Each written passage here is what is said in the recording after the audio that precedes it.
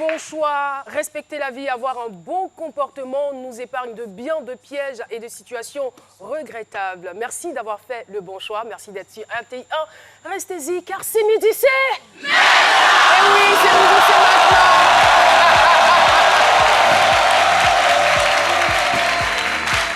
Et oui, je suis très heureuse de me retrouver aujourd'hui avec l'équipe du jeudi, composée bien évidemment de doyens, du doyen. Bienvenue les bas.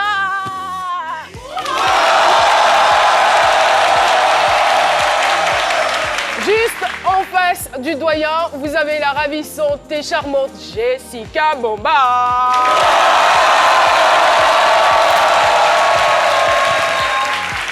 Et à ma gauche, juste derrière, oh, il est trop mignon. Il est trop mignon. Mais les filles, arrêtez de le draguer. C'est mon fils. Aloucine Sidibé.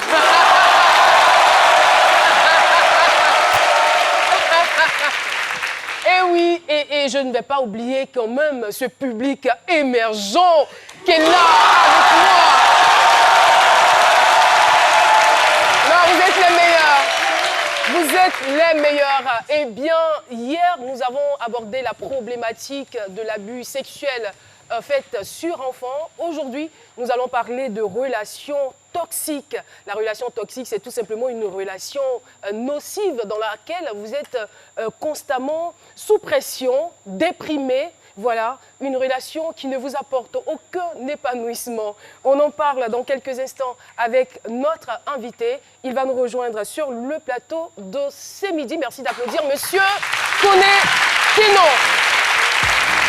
Koné Tenon qui nous rejoint donc sur le plateau de ce midi. C'est notre invité, c'est moi.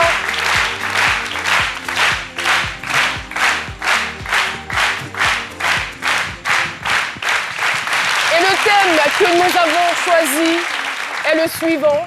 J'ai réussi à sortir d'une relation toxique. C'est bien cela. Monsieur Koné, bonjour. Oui, c'est bien ça.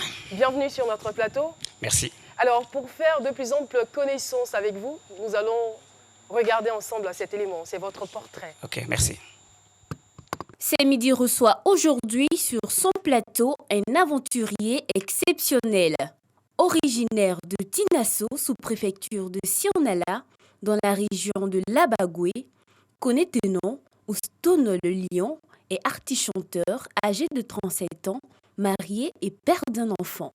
Il fait ses classes primaires et secondaires à Tinasso et décide en 2003, après avoir obtenu le BEPC, d'aller à l'aventure. Notre invité fait la rencontre dans la même année d'une dame italo-canadienne. Celle-ci l'entraîne dans un trafic de stupéfiants. Il sera même victime d'exploitation sexuelle. Comment va-t-il faire pour s'en sortir? Découvrons toute son histoire avec Caroline Da Silva. Merci beaucoup Marie-Ange Émième pour cette voix. Alors, Stone le Lion, c'est votre surnom? Oui, c'est mon surnom. Pierre? Pierre le Lion. Pierre le Lion, Oui. d'accord. Alors, j'ai réussi à sortir d'une relation toxique. Quel est le point de vue de notre dégameuse préférée? Tout de suite, Priscille la dégameuse. Le thème du jour, selon Priscille, la dégameuse.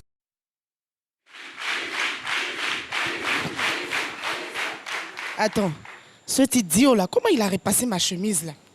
Hein? Non mais c'est pas possible. Tu vas te demander un petit truc. Mon amour. Qui est ton amour? Qui? Qui est ton chéri? Toi là, tu as oublié ton passé, non? Tu as oublié ton passé, non? C'est un mot tu joues. Hein? Quand je t'ai ramassé là, je t'ai arrangé, je t'ai organisé, tu ressembles à quelque chose, c'est un mot tu veux jouer? C'est avec moi tu veux jouer? Dans cette maison là, qui paye la nourriture? C'est toi. Tes vestes tu portes là, qui paye? C'est toi. Tes souliers là, qui paye? C'est toi. Toi, ton rôle dans cette maison, c'est quoi? C'est de faire marcher le moteur. C'est de quoi? Faire marcher le moteur. Et qu'est-ce qui... C'est de faire marcher le moteur. Et hier, quand on était dans la chambre, qu'est-ce qui s'est passé quand tu devais faire marcher le moteur? Ah, mais chérie, j'ai juste eu une petite panne. Ah bon? Ah bon? C'est moi ton garage? Tu penses que tu es là pour avoir panne? Quand j'achète tout ça là, tu penses que je fais panne bancaire? Tu es malade. Et moi là, tu es ici là, ça me satisfait quand je veux, où je veux et comme je veux. Tu as compris? Est-ce que tu as compris? Je suis un être humain. Et alors? Tu ne savais pas ça avant d'arriver ici? Ou bien tu avais oublié? Tu as laissé ton corps humain là-bas? Tu as livré la marchandise à Alissa? Oui. Je vais te donner une valise tout à l'heure pour Jessica. Tu vas te déposer sur le bout et tu ne regardes pas dedans. Hein? J'ai compris. Tu as compris? Oui. N'importe quoi. Tu vas où? Je vais sortir le poisson. On est quand aujourd'hui? On est jeudi. Il est quelle heure? Il est midi. Et à 7 heures, qu'est-ce que je fais? Tu lis ton journal. Va me chercher mon journal là-bas. Hein, comment il est confondu.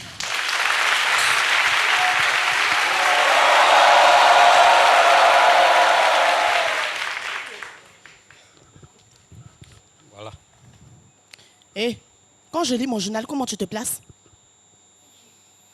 Dépêche-toi.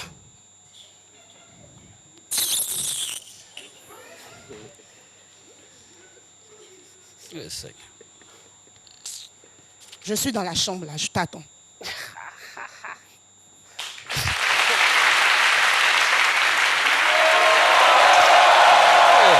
Merci beaucoup, Priscille, la C'est pas dégameuse. possible. Alors, J'ai Priscille, tout se perdu passe toute bien? dignité, toute dignité. Juste pour de l'argent, c'est pas possible. Si j'étais resté dans mon petit travail de chauffeur, je pense que ces choses-là n'allaient pas arriver. Pour de l'argent, je suis devenu un esclave sexuel. Tout ça va finir. Yako. Mais il prend quand même le sac à main. Pardon? Il prend quand même le sac à main. Mais, en tout cas, remarque pertinente de Jessica Moma.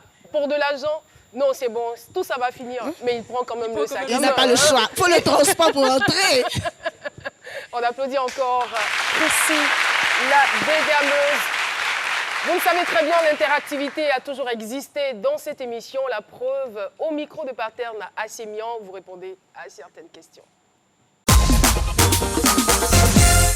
Chris Paterne à Sémian, c'est votre opinion.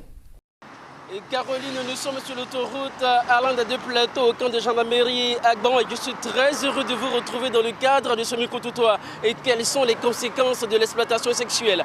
Votre opinion nous intéresse. Parfois, vous êtes dans des conditions où la femme peut vous exploiter sans que vous-même vous ne voulez forcément. Le plaisir, certes, je prends du plaisir, mais le véritable plaisir même là, c'est pour elle, mais plus pour elle que pour moi, quoi. Voilà, parce que comme elle est en train de m'obliger à faire quelque chose qui ne me plaît pas. Voilà, certes, je vais prendre du plaisir, mais ce n'est pas le plaisir que moi-même je voudrais. Si au niveau du travail, si la femme a les moyens et l'homme cherche de l'argent, s'il n'est pas fort psychologiquement aussi, il peut céder à ça. Il peut se donner à l'exploitation sexuelle vu que c'est un donnant-donnant. Ah mais voilà, socialement, tu n'as pas les moyens. Justement, pour ne pas que tu dois exploiter, il faut que tu sais que socialement tu n'as pas les moyens. Donc tu ne vas pas vers une femme qui peut t'exploiter justement sexuellement. Tu restes dans ton coin et tu attends que ton temps arrive pour que tu puisses émerger. Il y a aussi ça.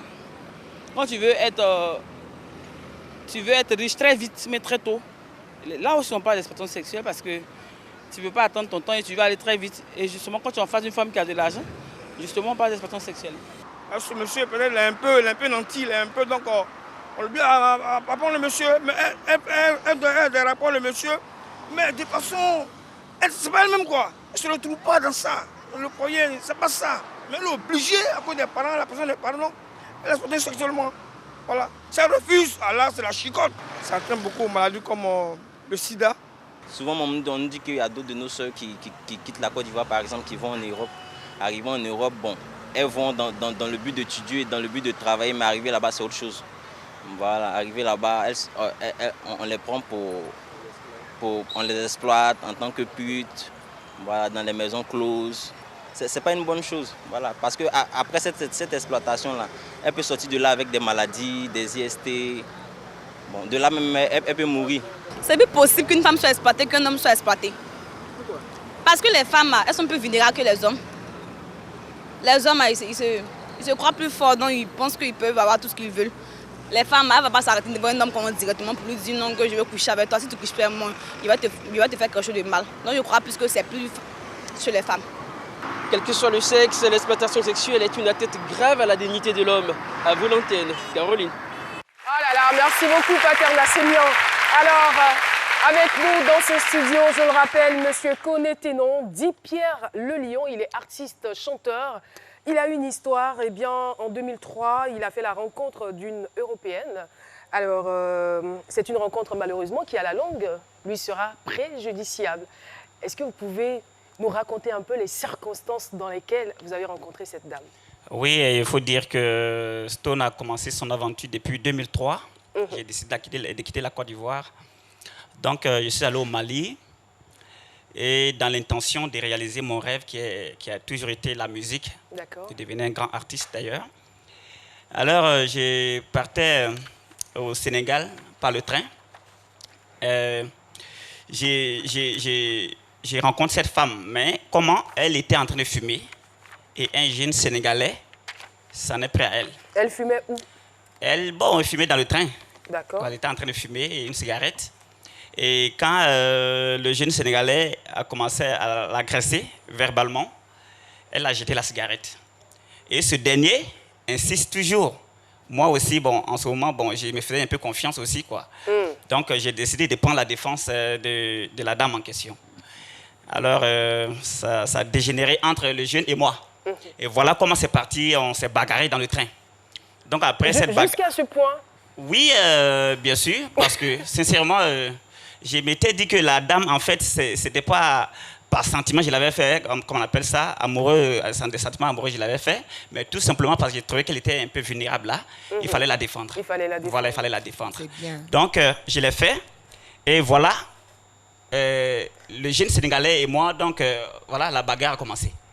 Bien, vu que là, je n'étais pas chez moi, je n'étais pas en Côte d'Ivoire, et j'étais plus au Sénégal que la Côte d'Ivoire. Certes, on n'était pas encore rentré sur le territoire sénégalais. Vous étiez à la frontière? Non, on n'était pas encore arrivé à la Valentin, dans le train encore, mais sur le territoire malien. Vous savez, c'est le train est contrôlé par le Mali et le Sénégal. Tout à fait. Évidemment, et lui, le Sénégalais, il a plus de privilèges.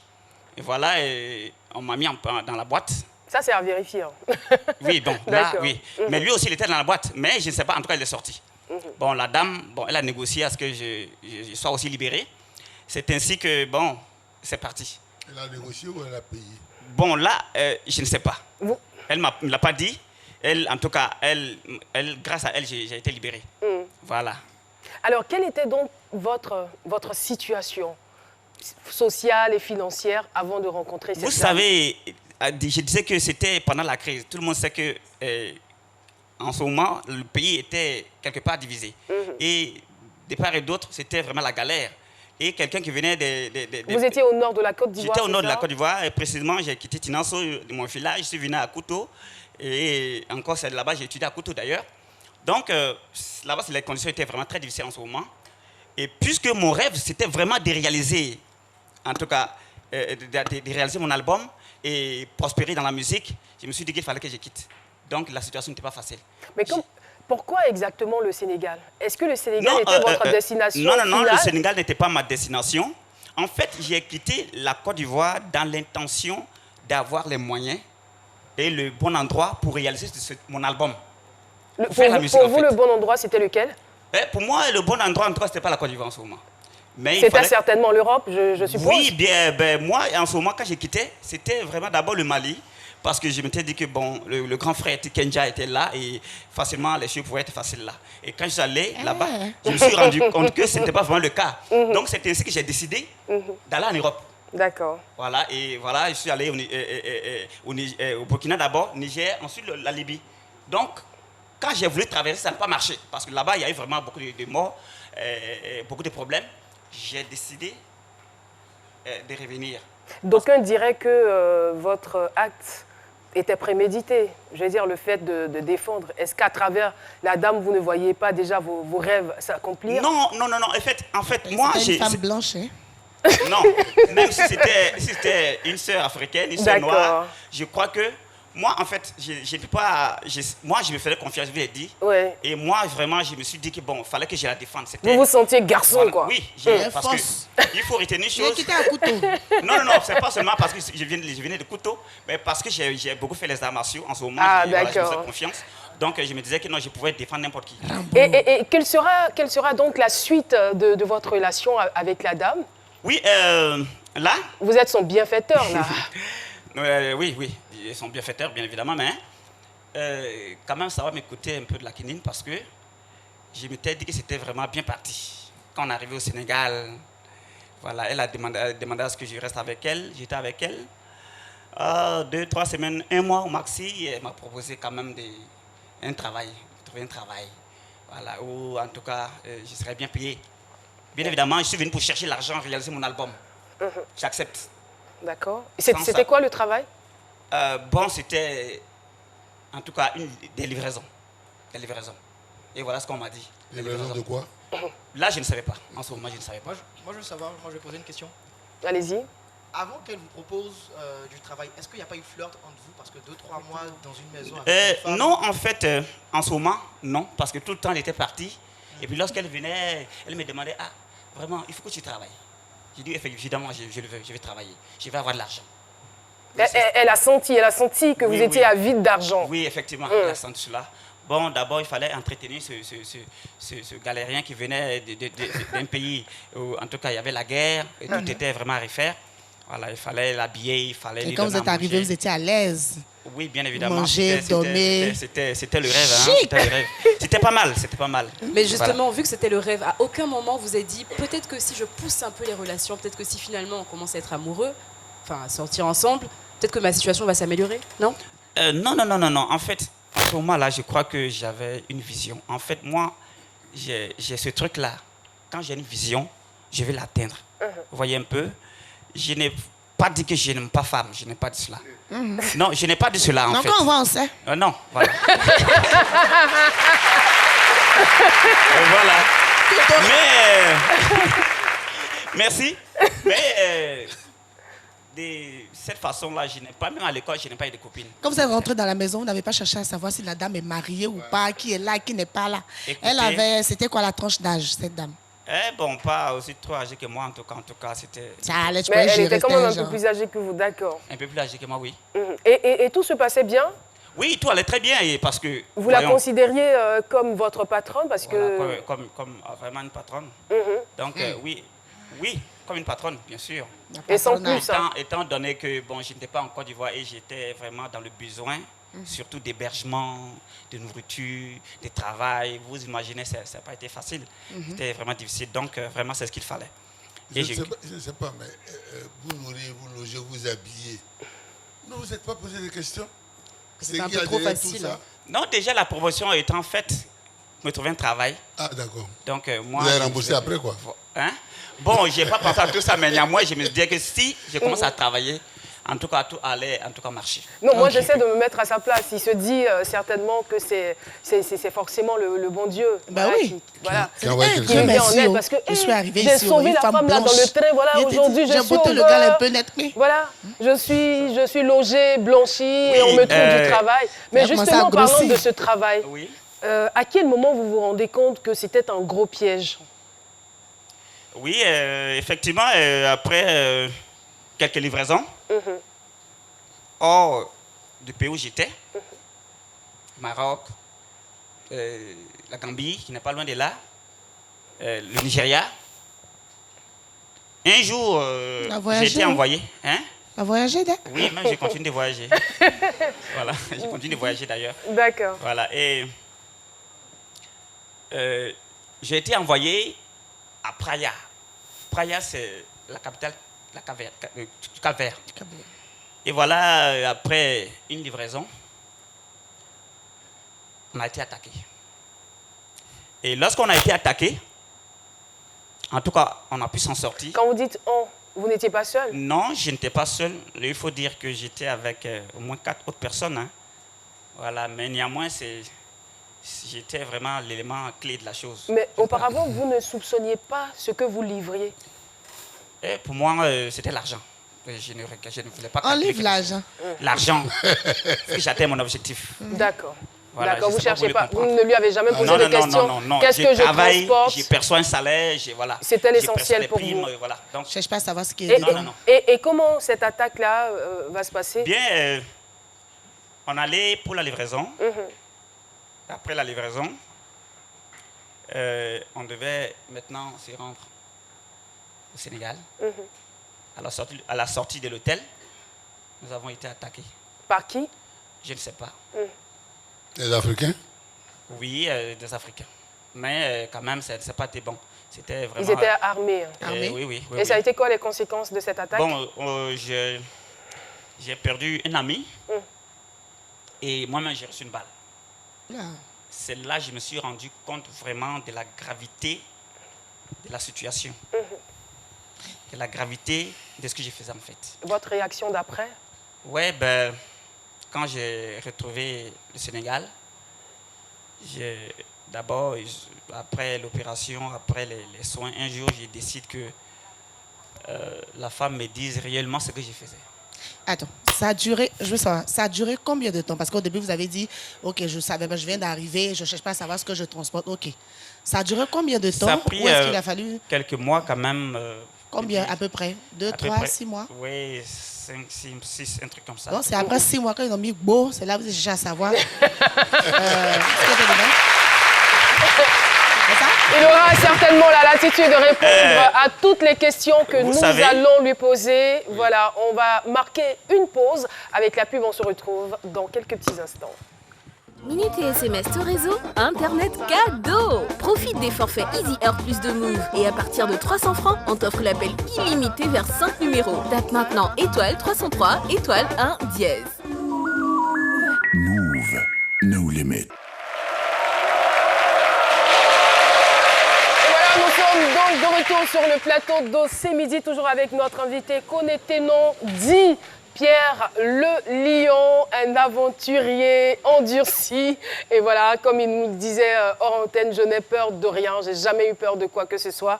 Et aujourd'hui, il s'est retrouvé il y a quelques années de cela face à une dame. On ne sait pas d'abord, dans l'échange, s'ils ont eu des relations sexuelles, on le découvrira donc au gré de cet échange. Et précis, la question était laquelle? Je demandais à quel moment il a réalisé en fait que c'était dangereux. Est-ce que c'est après justement le beau qui a fait que ça arrivait? Absolument. Oui, bien sûr. 6 mois après. Oui, 6 mois après, quelque chose comme ça, oui. En fait, le truc, c'est que certainement le gars, il soupçonnait, mais il dit attends. Je pense que volontairement, vous avez décidé de fermer les yeux. Alors moi, je suis curieuse de savoir combien est-ce que vous gagnez par transaction à peu près. Par transaction, au moins 200, 300 000. Alors, excuse-moi, mon frère, excuse ma question. Moi, depuis vous parler, j'entends livraison, transaction, tirer, organisation.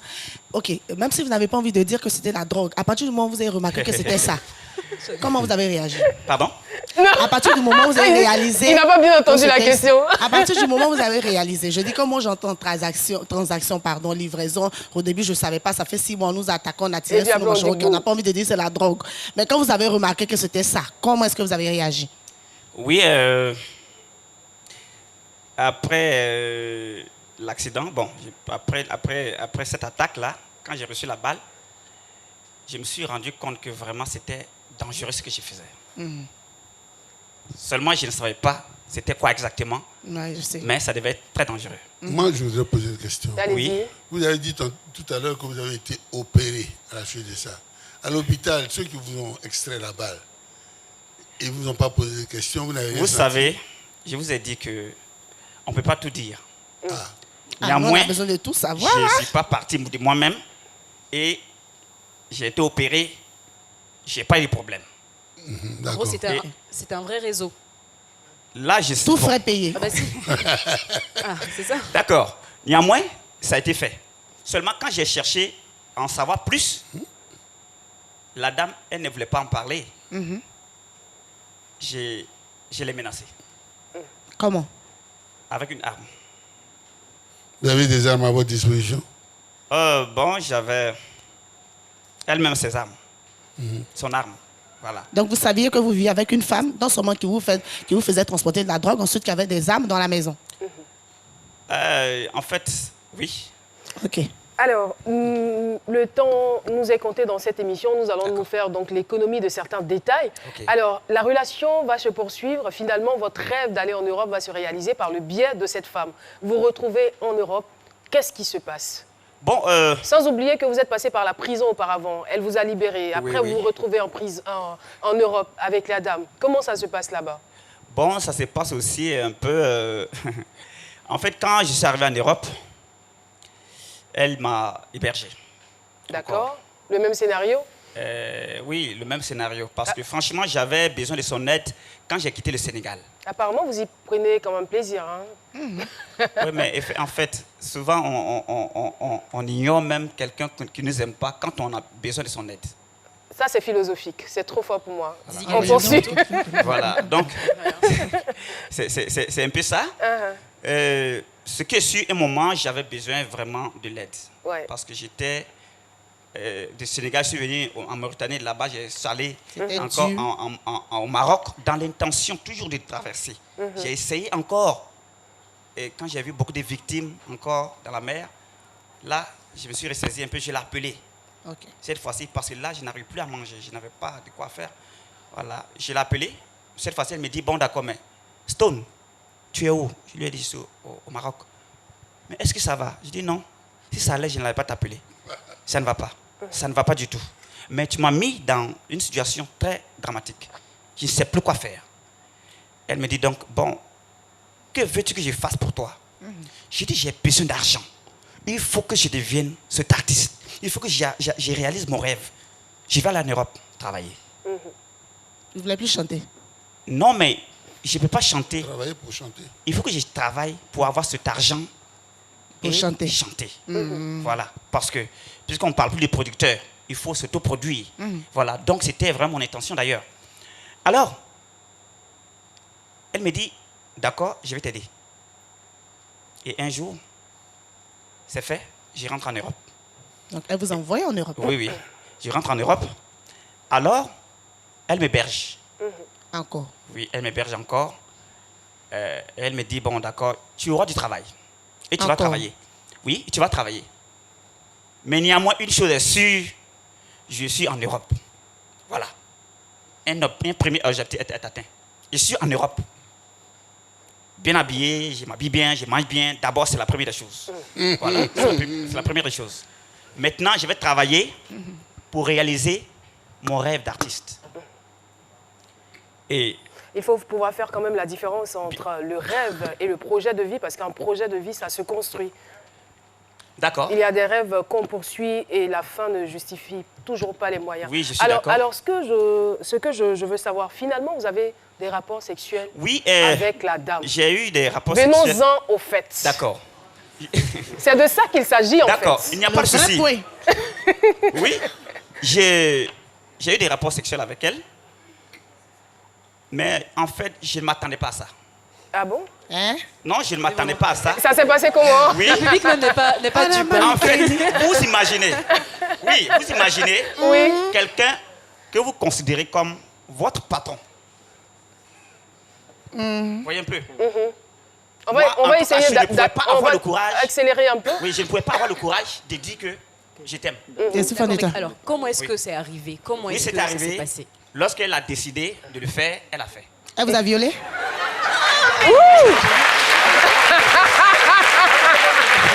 Excusez-moi, excusez-moi. Quand elle a décidé, elle a fait. Moi, je sais pas. Déjà, techniquement, c'est pas possible. Techniquement, c'est pas possible. Comment ça s'est passé? Elle vous a violé? Vous avez pris ça pour un boulot? Vous n'avez pas été obligé. Je ne sais pas à quelle question répondre. Je réponds à laquelle? Bon, comment est-ce que... Non, parce que j'avais dit, quand elle a voulu, elle a fait. Comment ça s'est passé? Elle a fait ça comment? Elle a fauché. Elle m'a pas fauché, mais elle m'a fauché. Parce que... Ah, Stone. Non, s'il vous plaît, on se calme, on va l'écouter. Oui. Allez-y. Allez-y. Ici, il y a des garçons, hein. Vous êtes femmes.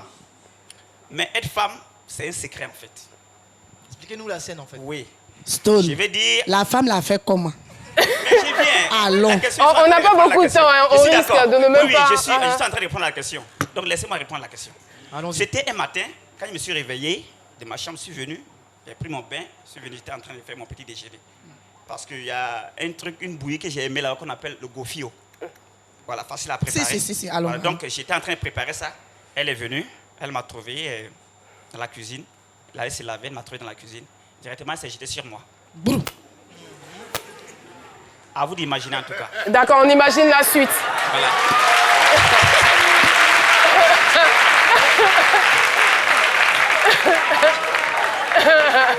On imagine la suite. Vous étiez donc un garçon facile, aujourd'hui tout a changé. Mais justement, vous avez parlé de relations toxiques. Pour faire plus court et plus simple, vous avez parlé de relations toxiques. C'est vrai qu'on a parlé de la drogue, tout ça, c'était vraiment très dangereux parce que vous auriez pu perdre la vie. Mais à ce niveau-là, est-ce qu'après, la femme vous obligeait à avoir des relations? Peut-être on dira la première fois, ça vous a surpris et votre instinct d'homme avait pris le dessus. Il ne peut pas vexer la femme. Mais après, quand vous redevenez lucide, est-ce que vous acceptez de continuer? À quelle fréquence? Est-ce que vous oblige contre votre volonté? Ben oui. Je n'étais pas non seulement dans mon pays, elle m'a aidé à rentrer en Europe. Vous n'avez pas de elle papier. me donnait tout. Vous imaginez? Moi, j'imagine la difficulté. Voilà. Non, je suis sérieuse. Je suis sérieuse. Je suis sérieuse parce que, je veux dire, c'est vrai que vous avez traversé des moments difficiles avec elle, mais c'était comme, je dirais, entre griffes, une mère pour vous. Vous aviez confiance en elle. Vous ne saviez pas que ça allait aboutir à une telle relation. Bien sûr. Et après, vous êtes dos au mur parce qu'en Europe, vous ne connaissez personne. C'est difficile. Vous n'avez pas de source de revenus. C'est difficile. Et voilà, vous tombez dans le piège. Donc, ça a été un gros piège dans lequel vous êtes tombé. Et j'ose même pas imaginer tout ce que vous avez vécu. Vraiment, il y a quoi à ce niveau-là? Merci. Il y a quoi à ce niveau-là? Vous n'êtes pas forcément... vous n'êtes pas forcément une victime, voilà, mais vous êtes victime de votre mauvais choix. D'accord. Donc, vous avez assumé et puis il y a eu la suite. Avant de passer à la suite, on va retrouver Paterne Assémian qui est dans sa jolie cabine. Paterne, salut. Salut, Police Agathon qui se trouve au Kenya, à Nairobi. Et depuis l'émission sur la page Facebook d'ici midi, beaucoup d'intervenants. Votre énergie habituelle, elle est passée où, Paterne? Alors, la première personne à intervenir, elle vient de la ville de Katiola, au nord de la Côte d'Ivoire. Il se nomme Sanga Israël. Il a dit, aimez de tout votre cœur, ne voyez pas le matériel. Une relation est belle et sincère quand tous deux vous vous connaissez.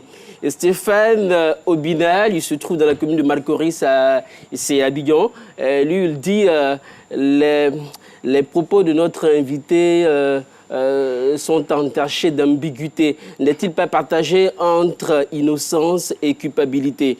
Et on a une dernière intervenante, Karine Ouattara, qui se trouve à Krogo. Alors elle voudrait savoir, je ne sais pas si elle est une fan de notre invité, mais elle voudrait savoir, est-ce qu'il a réussi à construire une relation durable et solide avec une femme après cette aventure?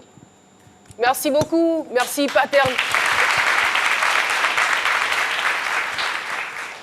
Alors, relation très difficile. Vous avez un commerce avec la dame contre votre gré. Et comment vous faites pour vous en sortir? Comment vous faites pour sortir de cette relation-là? Oui, pas volontairement. Je préfère épargner le public de sûr. tout ce que vous avez vécu. Oui, pas volontairement, parce que, vous savez, j'ai voulu, à coup de coucou, rester en Europe.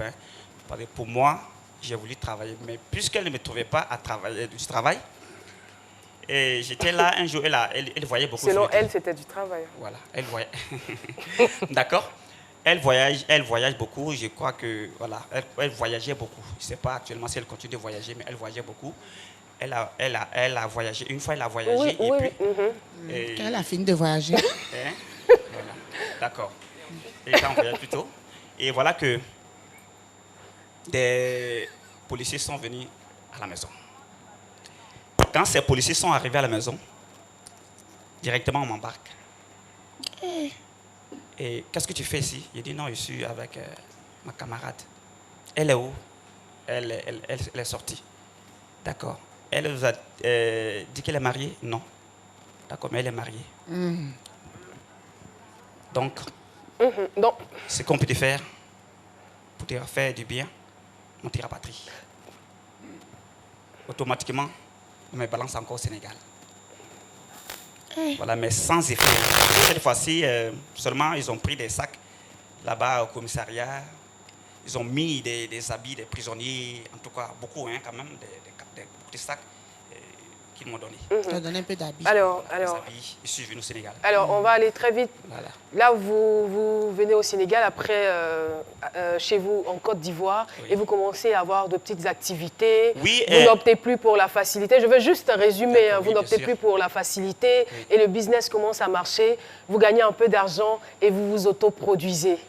Oui, bien sûr. Et aujourd'hui, vous êtes un artiste chanteur. Oui, votre rêve s'est réalisé par le fruit de votre travail. Bien sûr, bien sûr, bien sûr. Oui. Rapidement, et si c'était à refaire ce genre d'aventure? Il faut dire que je regrette. Vous regrettez? Je regrette. Quel est le conseil que vous pouvez donner, par exemple, aux jeunes qui vous regardent? Enfin, pas seulement les jeunes, mais des personnes qui aiment la facilité, qui veulent évoluer et réaliser leurs rêves dans la facilité. Oui, en fait, moi, en fait, je suis quelqu'un, j'ai une vision. Et j'ai une grande vision, une très grande vision. Maintenant, je crois que tout le monde peut faire comme moi. Parce que quand je suis arrivé en Côte d'Ivoire ici, ce que je faisais, je n'ai pas voulu travailler pour quelqu'un parce que j'aime la liberté. C'est cela. J'aime me couper les cheveux quand je veux, j'aime m'habiller comme je veux, j'aime marcher comme je veux. Donc, j'ai commencé mon petit commerce de vendre des produits de cheveux. Et puisque j'ai eu quand même un avantage, j'avais la maîtrise déjà de la sous-région, toute la sous-région, hein, j'ai commencé à voyager encore avec les produits de cheveux, me faire des clients à travers Lomé, Bamako, un peu partout, hein, Dakar, Ouara, tout ça. Et Abidjan ici aussi, on me connaît très bien. Avec cet argent, vous avez fait Donc c'est votre cet argent que j'ai pu économiser quand même. Hein. J'ai eu des millions. Hein. Vous avez même sorti un album. J'ai sorti un album. Parce que c'est de cela qu'il s'agit. Vous avez sorti un album intitulé Assaut Final. Assaut Et Final. j'ai créé mon groupe. Et plutôt, j'ai fait une vidéo. Dans cette vidéo, c'est pour demander pardon aux parents.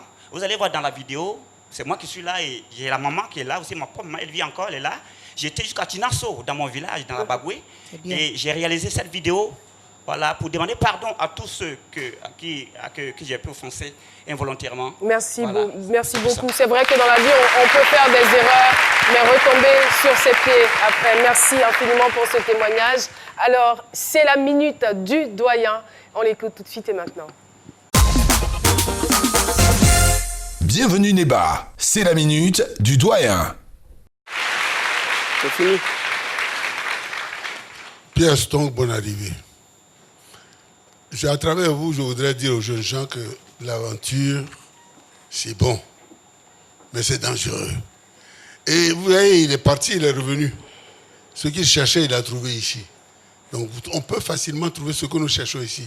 Il suffit d'avoir de l'imagination. Économisez votre argent, et conservez votre énergie et investissez tous en Côte d'Ivoire, vous ne serez pas plus malheureux. C'est ce que je veux vous dire. Merci infiniment, le doyen. En tout cas, nous, ici en Côte d'Ivoire, nous rêvons d'une jeunesse riche, une jeunesse qui se construit, une jeunesse qui travaille, une jeunesse qui crée des start-up, une jeunesse qui se développe, une jeunesse consciente. Et je suis sûre qu'il y en a dans ce studio. Merci beaucoup. Et merci infiniment pour votre témoignage. Il est édifiant et je suis sûre que vous allez permettre à beaucoup de jeunes aujourd'hui de changer de voie, de changer de chemin s'ils étaient sur le mauvais chemin. Merci et bon vent dans votre carrière musicale. L'émission se poursuit. On a parlé travail, c'est important d'avoir un travail et d'avoir le bon travail. C'est quoi ton job? La question nous est posée par Jessica Bomba, on la retrouve tout de suite et maintenant. Jessica Bomba, c'est quoi ton job?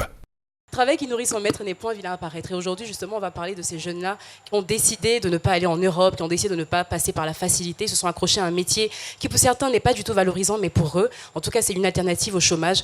Aujourd'hui, ils sont considérés comme étant le trait d'union entre les maisons de téléphonie et les populations. Je pense que chaque fois que vous passez dans une rue à Abidjan, vous devez les voir tous les jours. Tu as deviné? Si. C'est qui? Les gens des cabines. Là. Voilà. On découvre le métier de gérant de cabine avec Martial. Le cabinier. Apparus dans les années 90 et en pleine expansion depuis les années 2000, ils font partie intégrante du paysage ivoirien, mais surtout abidjanais. Ils servent de pont commercial entre les opérateurs téléphoniques et les populations ivoiriennes. Assis derrière une caisse en bois, un parasol sur la tête et un téléphone ancienne génération usé entre les mains, ils inondent tous les carrefours de la capitale abidjanaise. Eux, ce sont les gérants de cabine. Et parmi ces gérants de cabine, on retrouve Martial. Je suis Tovo Martial Paul. Je gère la cabine, ça fait pratiquement 9 ans. Depuis 9 ans, j'arrive à subvenir à mes besoins. Et grâce à cette cabine, j'ai pu investir un peu pour me scolariser. J'ai eu mon bac dedans. Et puis ensuite, grâce à cette cabine aussi, j'ai pu continuer une formation que je viens de finir. Comme des milliers de jeunes sur le territoire ivoirien, il permet aux populations de se recharger en crédit téléphonique et d'effectuer des opérations de mobile money de façon rapide et efficace. Mais être gérant de cabine, Martial ne l'a pas forcément choisi. Étant un jeune Ivoirien en pleine crise, il n'y avait pratiquement rien à faire. Et puis, le pays était sur un pied. Bon, ça fait un peu rire, mais ce jour-là, il y avait 12 500. Le cadeau était vide, donc j'ai pris ma caisse et me suis installé là avec 12 500. Il y avait 2 petits téléphones, donc c'est avec ça que j'ai commencé un peu. Mollo, comme on le dit dans notre jargon. Une activité qui facilite le quotidien des Ivoiriens, mais qui n'est pourtant pas perçue comme un job valorisant. Mais pour Martial, c'est un vrai job et il n'a aucune honte à le faire. Les gens pensent que en fait, nous, on n'a pas été à l'école, on n'a rien dans la tête, c'est pourquoi on est assis sous le soleil. Que tu me vois comme ça ou bien ceci là, en fait, moi, c'est une fierté pour moi. Moi, je suis autonome. Il y a des gens qui ne gèrent pas cabine, mais eux-mêmes n'arrivent même pas à se prendre en charge. Et il est plutôt content des avantages. L'avantage, bon, tu travailles pour toi-même d'abord. Là, ça fait quand tu travailles pour toi-même, le stress n'est pas trop fort. Tu te fais des relations aussi. Tu fais beaucoup de relations. Il y a des gens que tu n'arrives pas à approcher comme ça, mais grâce à la cabine, tout va. Vous devenez comme des amis. Mais il n'y a pas que du fun dans ce job, il y a aussi des inconvénients. Il y a des mésaventures ici, comme on le dit, en griffe. Souvent, il y a des gens qui vont venir te donner un numéro, c'est mal écrit. Ou bien, soit dans le temps, tu peux donner le téléphone comme ça. Il faut composer un tel numéro, il se trompe, mais vous allez discuter jusqu'à... Bon, c'est lui qui a toujours raison, toi tu n'as jamais raison. Mais le plus important pour lui, c'est d'aimer ce qu'on fait. Et c'est avec le sourire qu'il nous énumère les qualités d'un bon gérant de cabine. Il faut être respectueux, il faut respecter les clients, malgré ce qu'ils vont te dire. Mais en tout cas, il faut tenir, il faut être toi-même d'abord, et puis il faut les respecter toujours. Je suis très très discret. Ce qui se passe ici, ça se passe ici, ça ne sort pas. Parce qu'un bon commercial, c'est celui qui est discret. Si tu n'es pas discret, qu'il y a des fuites à chaque fois, ça te fait perdre beaucoup de clients aussi. Un bon commercial qui peut profiter des fruits de son travail quotidien. Moi, je travaille 7 sur 7. 7 jours sur 7. Je prends 150 000 d'unités, ce qui équivaut à un bénéfice de 7 000. 150 000 francs CFA de crédit pour en moyenne 7 000 francs de bénéfices, c'est à peine 10%, ce qui fait environ 210 000 francs CFA par mois. Et c'est 3 fois le SMIC en Côte d'Ivoire. Et certains jeunes vont jusqu'à 2 ou 3 cabines. C'est donc une très bonne alternative face au chômage. Je suis Paul Martial Tovo, je suis gérant de cabine et puis fier de l'être. Merci. Rapidement, ce que je voulais dire, Caroline, au niveau de la marge qui est vraiment, je trouve que franchement, 150 000 francs pour 7 000 francs seulement, c'est-à-dire qu'en gros, la rentabilité va arriver quand vous avez plusieurs cabines. Avec une seule cabine, c'est pas possible. Mais quand je vois justement l'importance de ces genres de cabines-là dans la chaîne, en fait, parce qu'aujourd'hui, moi, je pense que toi, pour te recharger, tu vas pas en agence. C'est clair. Tu prends juste le jeune Bien sûr, qui est là. il Voilà. monte. Donc, Merci. je pense qu'on devrait revoir un tout petit peu à la hausse quand même. Merci infiniment. beaucoup. Et là, nous allons nous intéresser à un autre corps de métier et recevoir une dame que vous connaissez très très bien. Elle est top modèle, animatrice télé, productrice, transfuge de l'émission C'est Midi. Lynn Jabert est avec nous.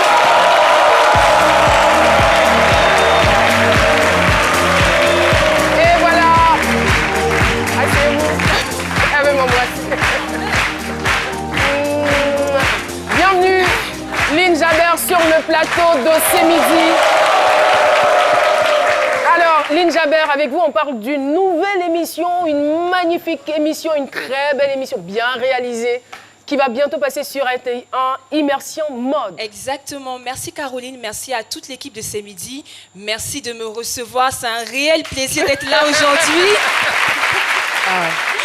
Salut-nous, Alors, salut-nous. beaucoup d'émotions, voilà, le charmant public est là, ça fait plaisir. Alors, Immersion Mode, c'est mon nouveau bébé. Donc, c'est une émission qui est consacrée à la mode, mais pas seulement à la mode, parce qu'on fait un clin d'œil à tous les métiers de l'artisanat. Parce qu'en fonction de la nomenclature des métiers de l'artisanat, il y a plus de 200 métiers. Donc, il y a des sculpteurs, il y a des peintres. On a remarqué qu'il y a beaucoup de talents en Afrique. On est là pour promouvoir tous ces talents-là. Merci beaucoup. Merci infiniment. Et la diffusion, c'est le samedi à partir de 12h. La rediffusion, tous les mardis à 16h15. Exactement. Donc, c'est un format de 26 minutes. On invite tout le monde à suivre. Merci surtout à la RTI. Merci à mes partenaires. Merci à Okaï Productions. Et merci à vous d'être Merci à l'équipe de C'est Midi. Merci de rester avec nous. Merci de rester avec nous. Et là, permettez-moi l'expression, mais on va voir Aloussène sur les pas de Jésus parce qu'il va transformer l'eau en vin. Aloussène Sidibé, on vous retrouve tout de suite après cette transition. Aloussène Sidibé, c'est pas impossible. Alors, bienvenue dans C'est pas impossible, c'est un tout nouveau concept qui s'amuse avec la science, histoire de la rendre plus accessible. Alors aujourd'hui, ce qu'on va faire, c'est quoi? C'est qu'on va transformer de l'eau en vin et ensuite transformer ce vin en soda. J'ai déjà utilisé un verre ici dans lequel j'ai renversé du permanganate de potassium. On va renverser de l'eau ici. Jessica, vous me confirmez que c'est votre bouteille d'eau et que vous n'avez rien versé à l'intérieur? Absolument, je confirme. Faut prendre pour moi là si ça devient vin et boire. Non, attendez. Regardez. Mais qu'est-ce qu'il y La avait dans... coloration de l'eau a changé. Mais Aloussène, c'est vrai qu'on a la couleur du vin, mais est-ce que c'est du vin? Est-ce qu'on peut boire? Non, on va dire que c'est un pseudo-vin en fait. Voilà. Généralement, ce tour est utilisé dans les foires, dans les parcs d'attractions pour amuser la galerie, pour faire un petit tour de magie simple, tout le monde peut l'essayer à la maison. Et donc moi, je vais aller encore plus fort. Ce qu'on va faire, c'est quoi? C'est qu'on va transformer ce pseudo-vin-là en soda. Voilà, ce soda brun qu'on utilise généralement, qu'on aime déguster généralement dans les fast-foods. Voilà. Donc, sucrerie. J'ai le verre là et je renverse. Non. C'est vraiment pas impossible. Hein. C'est vraiment pas impossible. Ce n'est plus de la science, c'est presque de la magie parce que la science, c'est vraiment fun. Pourquoi le vin a changé de couleur? C'est que dans ce verre, on avait renversé quelques gouttes d'eau oxygénée, donc ce qui a réagi de manière chimique avec le contenu de ce verre-là pour le transformer en brun. Comment? Est-ce qu'on peut le boire?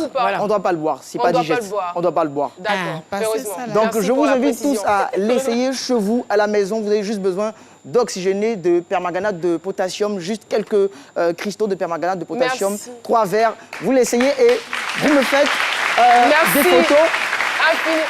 Oui, merci beaucoup Aloussène Sidibé. C'est bon, on a terminé. Rapidement en fait. Ok, d'accord, allez-y, rapidement. Ce qui va être intéressant, c'est que je vais demander à tous ceux qui ont suivi ce tour-là de l'essayer à la maison, de faire des photos et de mettre le hashtag C'est Midi pour qu'on le montre pour le prochain numéro. Ah, c'est très intéressant. Merci. Merci infiniment, Jessica. Après, le club Rotarac Ivoire est avec nous. Vous êtes de quel côté, Rotarac Ivoire? Rotarac Ivoire, aujourd'hui, c'est la journée mondiale de la lutte contre la poliomyélite. Et nous sommes en train de passer à l'éradication totale de cette maladie en Afrique. Je profite de l'occasion pour saluer les étudiants de l'Académie internationale des sciences et techniques de Trècheville, le collectif des élèves et étudiants pour le développement de la NAWA, les élèves du collège moderne d'excellence Saint-Élysée de Marcory à Nouveau.